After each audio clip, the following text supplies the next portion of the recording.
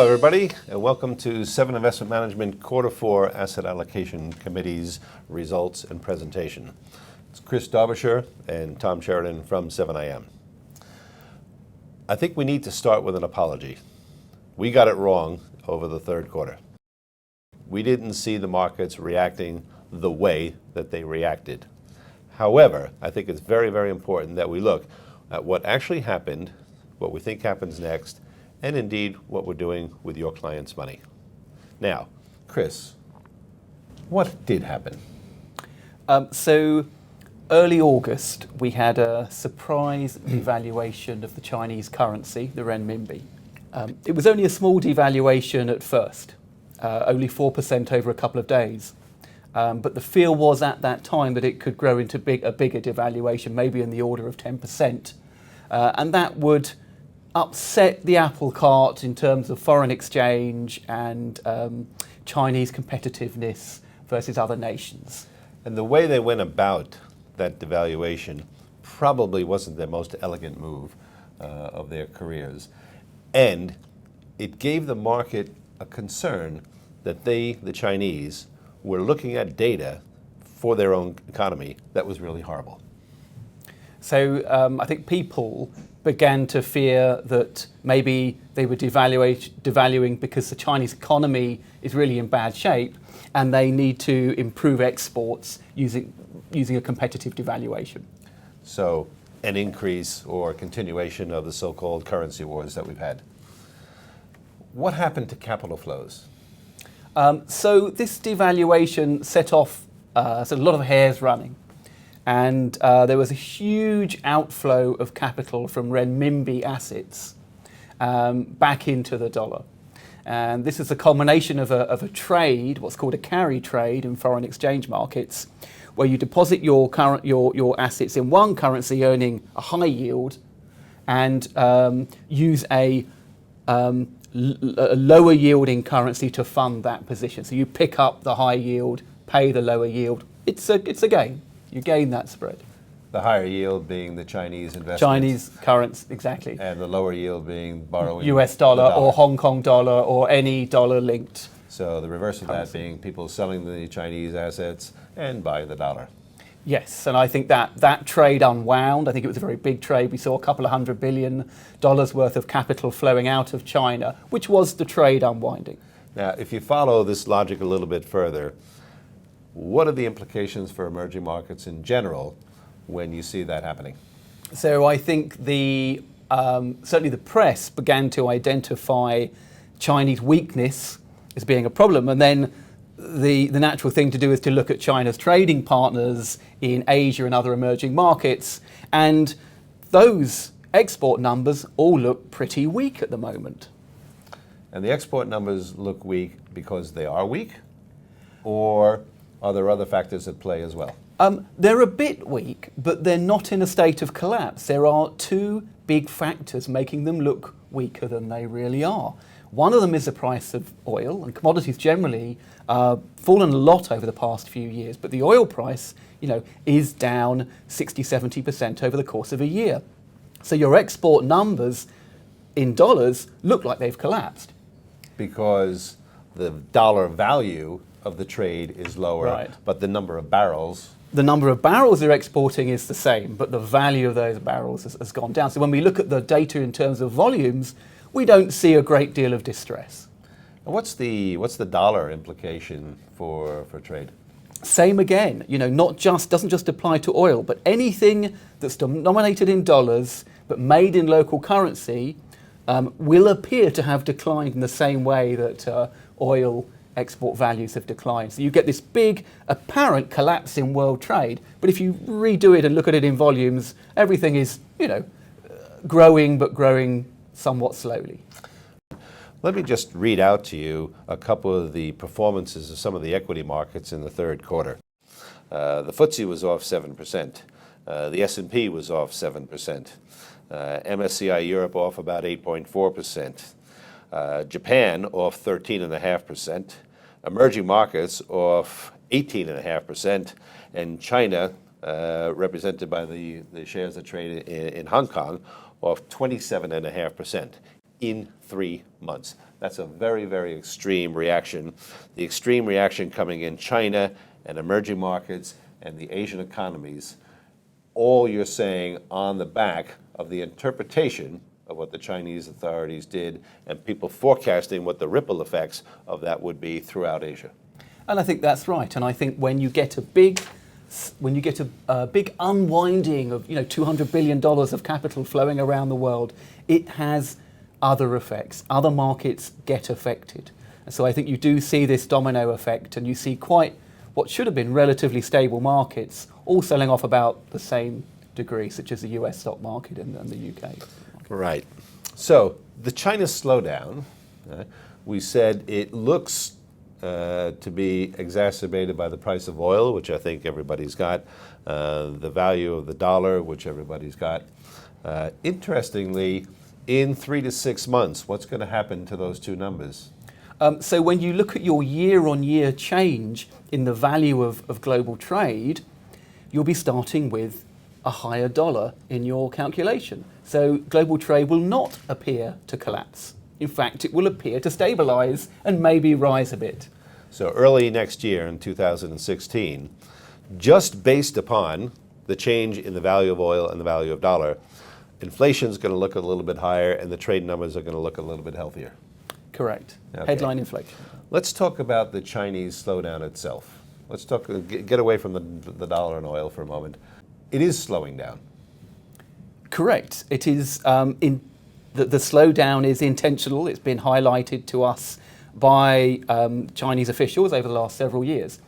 This is about an economy that cannot, given its size, continue to grow at 10% per annum, and it cannot grow in the old ways of lots of industrial development and factories and the pollution that comes with that. And we have to remember also, in the wake of 2007, 2008, the Chinese infrastructure boom, building cities, building dams, building airports, and we've talked about that in this very session over the last couple of years, could not go on at the rate that it had been going on. It needed to be slowed down, and the fact that it is slowing down is actually fine, because had it kept going at the pace it was, the accident would be bigger later. Indeed, and most of that development was funded using debts issued by local authorities. And I think what the Chinese government is trying to do is they're trying to do a couple of things. They're trying to resolve the local authority debt problem using the central government's big, $4 trillion of reserves to refinance. And they're trying to encourage consumer spending and the services part of the economy, which is the green way to grow. Right. So let's talk about the things that are going right in China. Very, very important in China now, property market, which was the consumer spending. Big fear. So the big fear from last year was the property market, which had been in a bit of a bubble and was rapidly turning to bust. So the property market, property sales have been up every month now, year to date. So the property market looks like it's stabilized. Consumer spending, very strong in China. That's still growing at 10% per annum. And you see this in car exports and indeed the oil, oil imports from China. They may be down 40% in dollar terms, but they're up 10% in terms of numbers of barrels.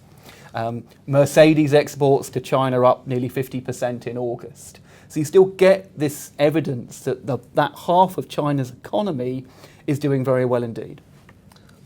So really the picture that you're painting, Chris, is that there are a few issues. There obviously are. They've been all over the headlines. Markets have had severe reactions.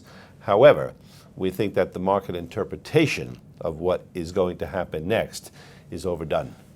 And there are always issues, but none of these issues came to light in the last 2 months. They have been with us for a longer time than that. So of the things that still worry you a little bit, what are those things that worry you? Not necessarily only China. So manufacturing is slow globally. We've got this strange situation where in all the developed markets and indeed in China, the consumer part of the economy is doing really well and the services part of the economy growing at a pretty rapid clip, whereas the manufacturing parts of the economy are slowing. So we do have this sort of two-speed world. So that's a concern. I don't think it's a huge concern because the services part of the economy in the developed world is really 5 or 6 times bigger than the manufacturing part of the economy now. So, it's the right way round. And it's gradually moving that way in China as well. And it is, yes. Services now about 55% of the economy in China. Okay, which somehow doesn't always make it to the headlines. And interest rates. Yes, so interest rates, I'm not concerned by interest rates in the US going up. What bothers me is the market's focus on them.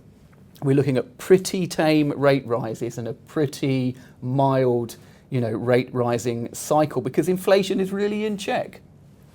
And so I'm concerned that people focus on that so much as a risk. And every time Janet Yellen draws breath somewhere around a meeting, there are 98 headlines and big bold letters telling everybody how horrible it's going to be for emerging markets if rates go up by 0.25% when they start from almost nothing. Yes.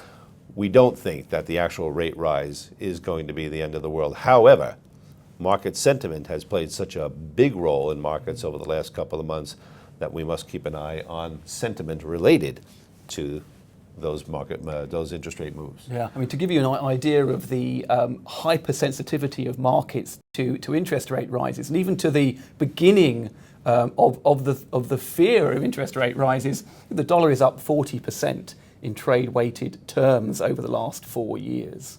Does that worry you? Well, I think I think big currency moves have destabilizing effects, but I think we're not seeing, you don't know where they're going to show up, these effects. There's a lag before they hit the data. We are seeing US manufacturing very weak. That is probably directly related to the strong dollar. We're seeing the oil price very weak, and I think that's the same. So we're seeing the effects come through now. Some of those effects will be positive and some will be negative. One interesting effect we're seeing is that personal consumption in the US, measured in dollars, remember consumers are buying foreign things, is at rock bottom. Looks terrible, below recession levels. But if you undo the dollar effect, personal consumption in the US is really very strong. So this is the kind of thing I worry about, that people will misinterpret those numbers. Now, the Chinese currency increased in value over that period against the dollar, and the dollar on a trade-weighted basis was up 40%.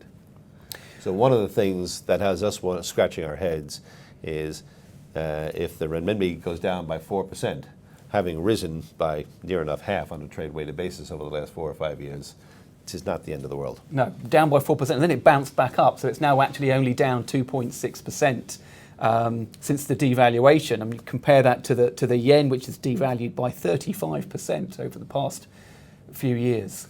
And that is quite an intentional program of quantitative easing, which you could argue that was done with the consent of the Fed before they embarked on that program.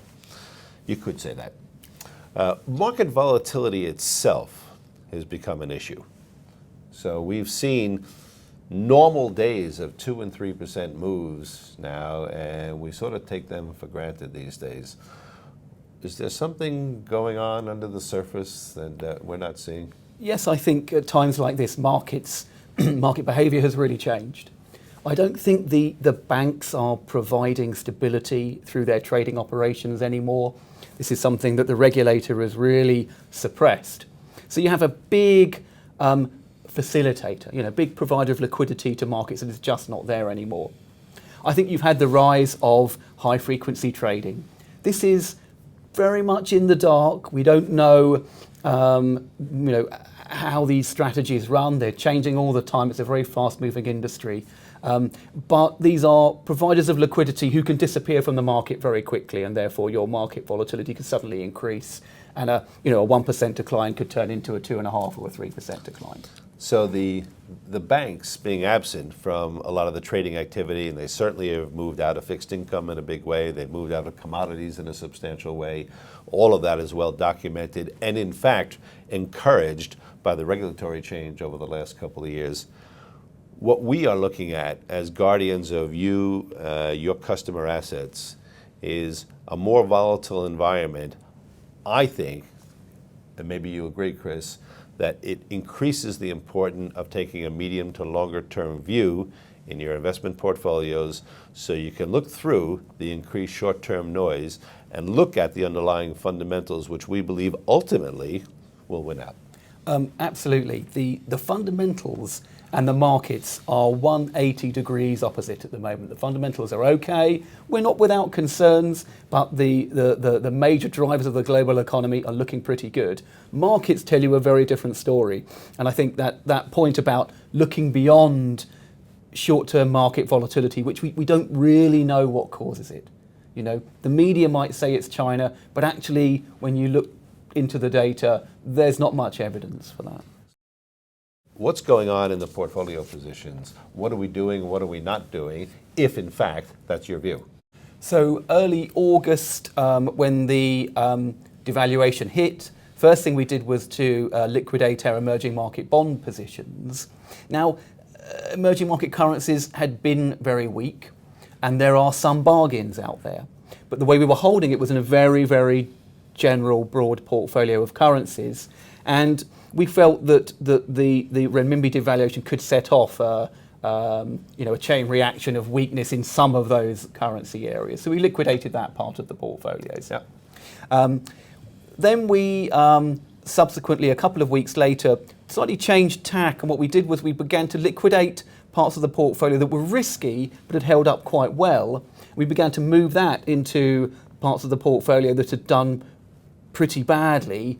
So effectively, we sold out our emerging market dollar bonds, which had been pretty stable, and used that money to buy European stock market, to then buy the Japanese stock market. And finally, we ended up selling our UK smaller company holdings, which in theory are more risky because these are less diversified companies, but have been very stable indeed. That was one of the behaviors of markets over the third quarter of 2015 that certainly grabbed my attention, and I know it grabbed yours. That during this period of volatility, it was the more liquid assets that suffered the most. And among the better performing assets in the equity world were small cap UK, frontier markets.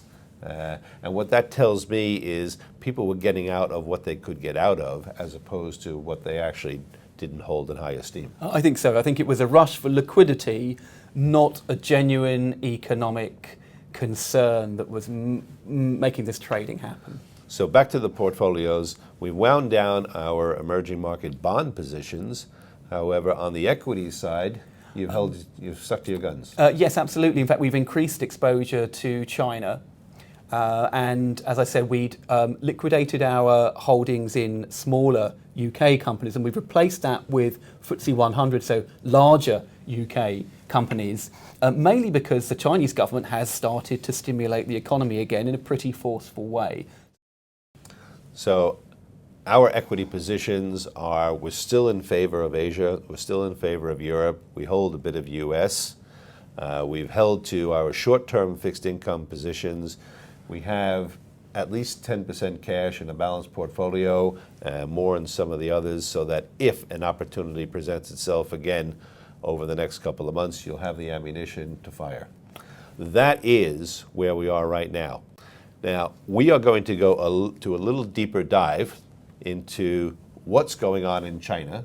And for those of you that are time constrained, please feel free to sign off at this point. And for those of you who would like a better look at what's going on in China, stay with us.